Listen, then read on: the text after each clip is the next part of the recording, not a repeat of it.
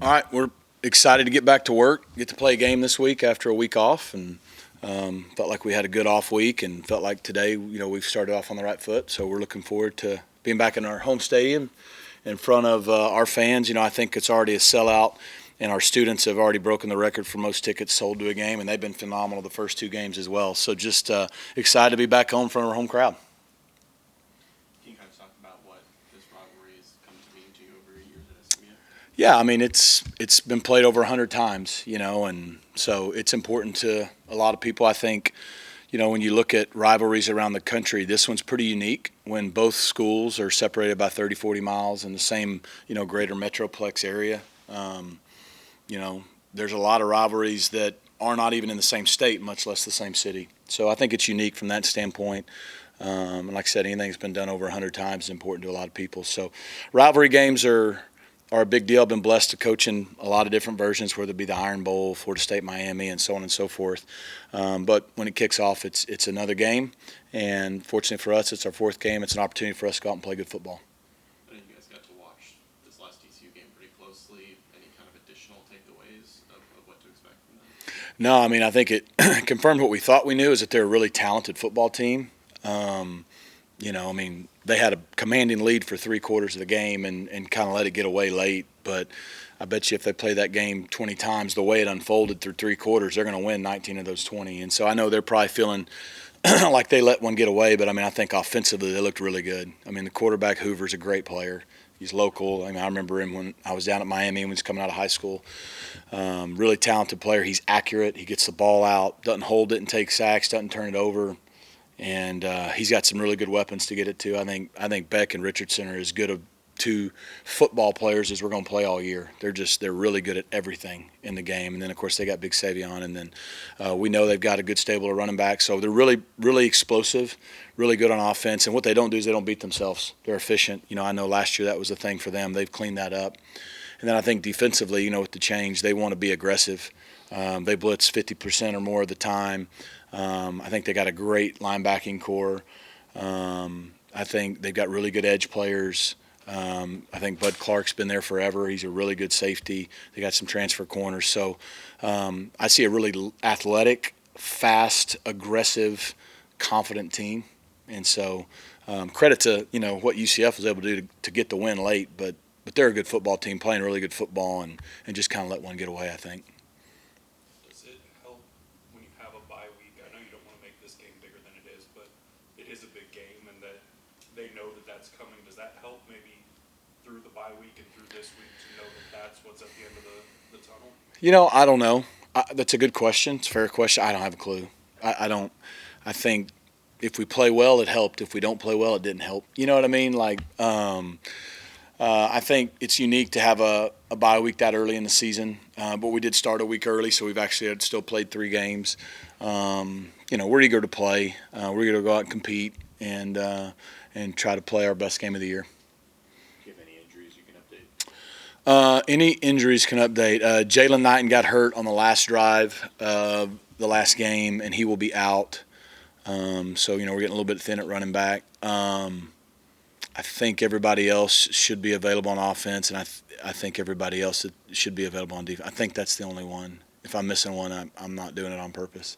With Jalen being out, I mean, does this mean Derek McFall? Yeah. Yeah, I mean, you got Brashard and LJ. LJ was banged up, so he didn't play as much against BYU, but the week off did help him. So I think you got Brashard and LJ. I think you got McFall, who, for a freshman, the game is not too fast or too big for him. Obviously, I know against Houston Christian he showed what he can do running the football, but he's a smart kid. He cares. So he's been preparing like he's going to play. And then, of course, Roderick Daniels plays every position on offense for us just about. So we still got 4 quality options, I think, at running back. Knowing that this rivalry is kind of winding down and coming to an end in a couple of years here, and now that you have a chance to be on that level playing field as 2 power conference teams, do you feel any extra added weight going into this week? Is it more important to win these games knowing that there's not many of them left? No, I don't feel any added weight. I mean, every week you feel the pressure of college football. And, the margin between winning and losing is small, and the feeling difference between winning and losing is great on the back end. So it's a great rivalry. Been played for over 100 years, like we said a minute ago, and it's unique to have two teams this close together in a rivalry. That's rare. The fact that we're only going to play it 2 more times, that was their decision. Not worried about that. We're worried about trying to play good football and get a win, and that's just the truth. That's the truth. It's a big game because it's the next game. And it's important to our fan base. It's important to our players, just like it is to their fan base and their players. And that's what makes college football great. And, I'm sure one day it'll come back just like Texas A&M has and all that. But we're going to be in the present. And right now we're playing them. So we want to play well. I know it's not your decision, but if you could, would you continue playing this rivalry game? Yeah, absolutely we'd play them. We'll play anybody, anywhere, anytime. There's great rivalries, I think us and Houston's a good one that, just when both schools change conference, sometimes it's hard to keep those things, especially when it was a conference game. This situation is different because it was a non-conference game, so it could have been renewed as long as you want. But, I think down the road, once your non-conference schedules get scheduled out 5, 6, 7 years in advance, so sometimes it's hard to sync back up. But a game like that would be great. This game would be great. Makes too much sense, we're in a national conference, and so we're going to play our conference all over the place. It doesn't hurt to play regional games in the non-conference. We're going to play Baylor the next year. So, we're open to playing anybody. So.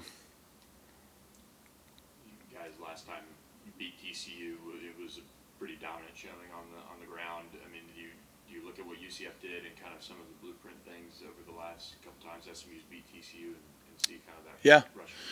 Yeah, I know when we beat them in 19, we had a good balance that game. Obviously, I think the 21 games, the one you're referring to, SMU had a great day on the ground. At the end of the day, those teams and those schemes are all different. Look, I think it was said after the game there, what UCF does, they're one of the top rushing offenses. They were the top rushing offense in the country going into the game because they have 4 really good backs and a quarterback who's a runner. So, you see that happen, but at the same time, we're different, and so, we're going to do what we can and what we think gives us the best chance to move the ball against the defense. I think it's definitely probably the best one we played so far and probably going to be one of the better ones we play this year. I think when we talked to you when you made the decision, I'm not sure you had gone through a full practice with Kevin as your starting quarterback. What did you see from him last week? Yeah. I think it was good for our team just to have consistency and a chance to start to grow and build our identity moving forward. I thought both guys have handled it great. Like the great team guys they are and like captains. I think he's been comfortable. He's been eager and urgent and honestly hadn't changed a whole lot because he was already practicing well and playing like he was going to play. But I thought last week was good for him. What we did Wednesday, Thursday, Friday, and today going into Tuesday, first true game week and game planning. But, it's not the first time he's been the starter going into a game, so it's not like there's a lot of new. So that's good. What do you say to him ahead of this week, and is there anything that you particularly want to see from him? Yeah, I just want to see him go out and just make good decisions and be Kevin and trust the guys around him. He doesn't have to be Superman. He's talented. He'll make some plays, but, every play doesn't have to be a touchdown. Just go out, take what they're giving us, play good football, get it to your teammates. Especially in what we do, quarterback's like a point guard with 4 really good scorers. Like, man, just get the ball to the right people. Be a distributor.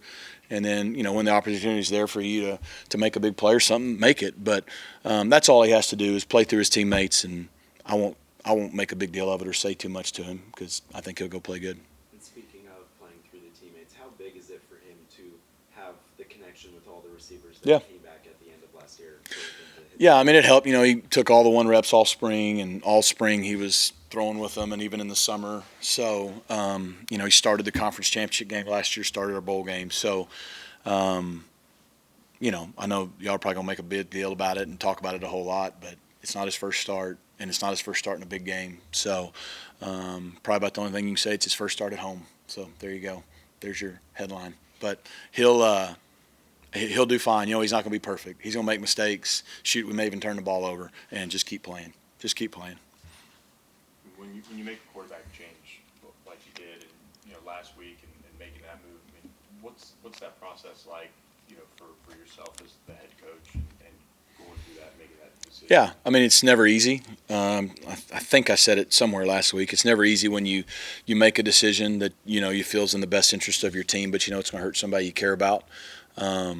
So you're not going to do those things lightly or in a knee-jerk reaction. They're going to be very thoughtful, and you're going to consult your staff and have the pulse of your team and all the things that go into it. So, fortunately, that was 10 days ago. It's in the past, and our guys have done a good job moving forward. And but no, it's never easy. It's never how you draw it up, but that's the job. College football, week in, week out, you got to do what you think gives you the best chance to win. You got to make hard decisions. And you know what? Sometimes you make a choice, and it doesn't even mean it's going to work, but you make the best choice that you have with the information you have, and I think that's what we did.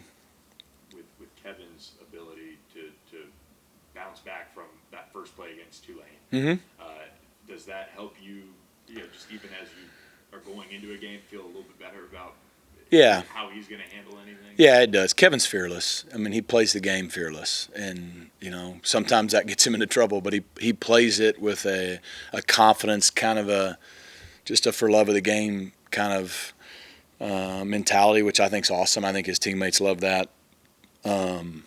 So he knows what to do. He's just got to go out and trust himself and play as hard as he can, and like I said, play through his teammates and just go one play at a time, good or bad, and we'll be fine. Anything else, guys? All right.